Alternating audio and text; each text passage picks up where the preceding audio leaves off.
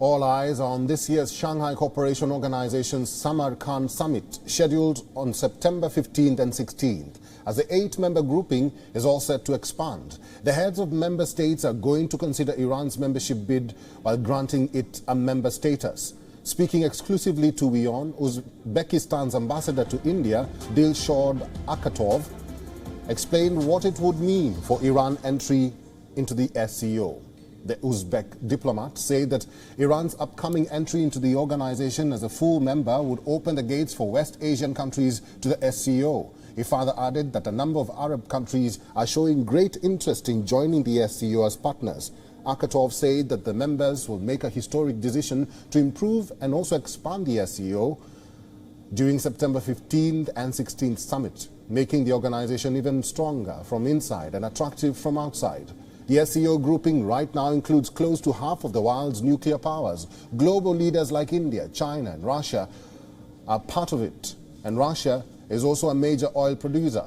Iran's entry would expand the trade ties of member states. The membership would also change the geopolitics of the region, enabling Iran to gain a better position amid derailing nuclear deal. It would act as a shield against West's sanctions, which in turn would boost the economy of Iran. The Uzbek diplomat also explained the relevance of this year's SCO summit.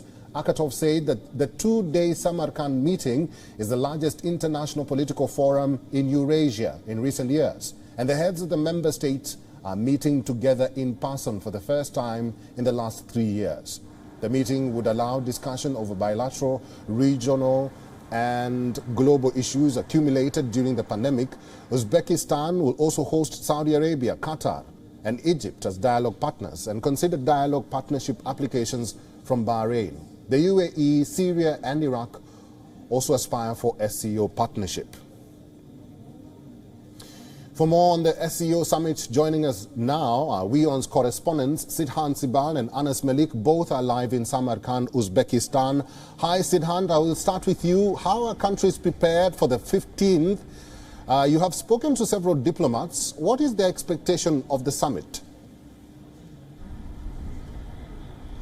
Well, the Uzbekistan's cultural capital, Samarkand, is going to host the SCO summit, and this year's SCO summit is the first in-person summit happening after a period of 2 years. The last was in Bishkek in Kyrgyzstan. So diplomats, of course, are very optimistic that 15 world leaders are meeting.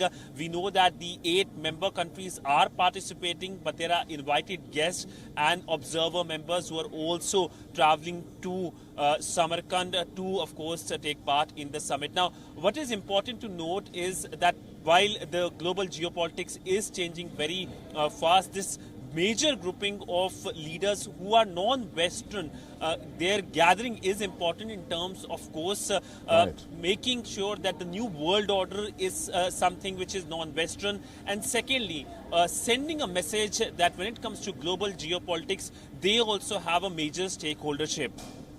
Anas Malik, coming to you, all eyes are on possible bilateral meetings. Have some of the officials there given you a hint of who will speak to whom?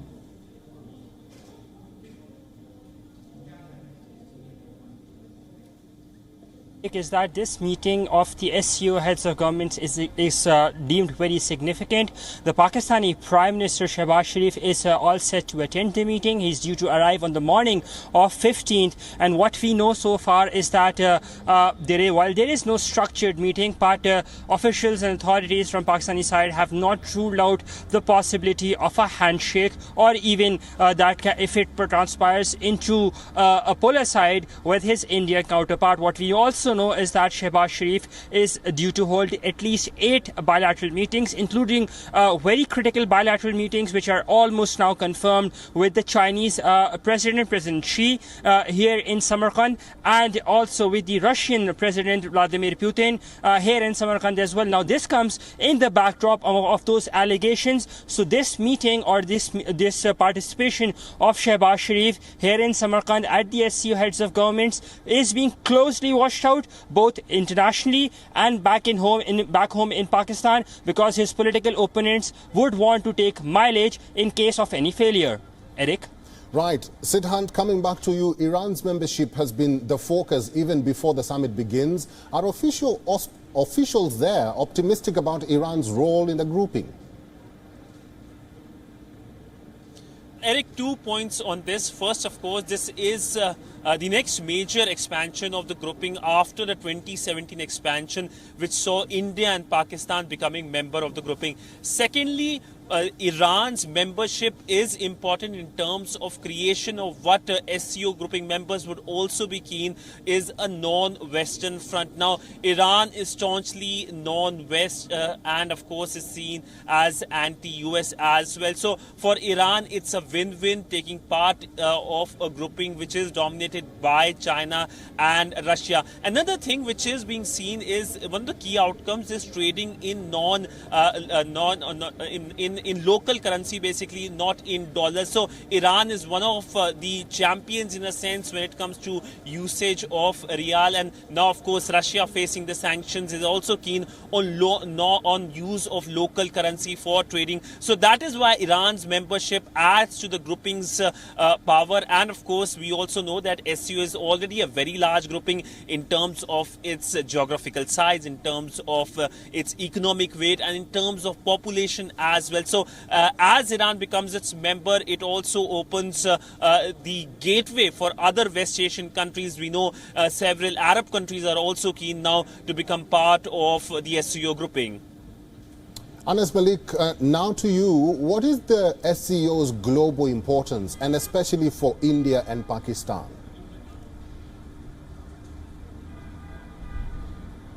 Well, this grouping consists of about 40% of the world's population, 30% of the world's GDP, and largely, as Siddhant was rightly pointing out, it will be seen as a China-Russia mechanism to create an alternate world order, and both for India and Pakistan to strive and maintain that objective balance. That is something that will be very, very keenly watched out. That is something that will be quite difficult to maintain that objective balance or that objective neutrality amidst the changing global scenarios. And that is why both Pakistan and India, their geographical location makes them very important members of this grouping.